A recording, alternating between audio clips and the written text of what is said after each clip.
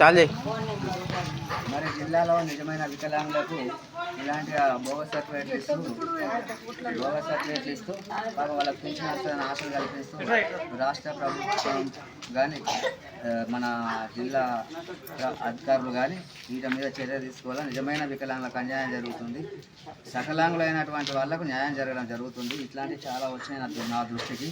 మేము రాష్ట్ర కమిటీ కూడా రిపోర్ట్ చేస్తున్నాం. మేము ఆల్రెడీ డిజేబుల్ కమిషనర్ శైలజ గారికి కూడా మేము ఇవి రాసి పంపడానికి రెడీగా ఉన్నాం. కావున ఇప్పుడు ఇలాంటి ఇక్కడ ఒక మెట్పల్లి మండలంలోనే ఇలాంటిగా ఉంటే ఇంకా జిల్లాల మొత్తం ఇంకెంతవరకు ఉండొచ్చో మరి వీటిని చూసి అయినా కానీ జిల్లా అధికారులు తొందరగా చర్యలు తీసుకొని మరి వీరిని ఎంబటే న్యాయం చేయాలా, వీరికి న్యాయం చేయాలా. ఇవి చేసిన వాళ్ళు ఎవరో వాళ్ళని కూడా ఎంక్వైరీ చేసి వారిని కూడా పట్టుకొని వారిని శిక్షార్హులను చేస్తారని జిల్లా అధికారులకు ఒక రాష్ట్ర అధ్యక్షుడిగా నేను డిమాండ్ చేస్తున్నాను.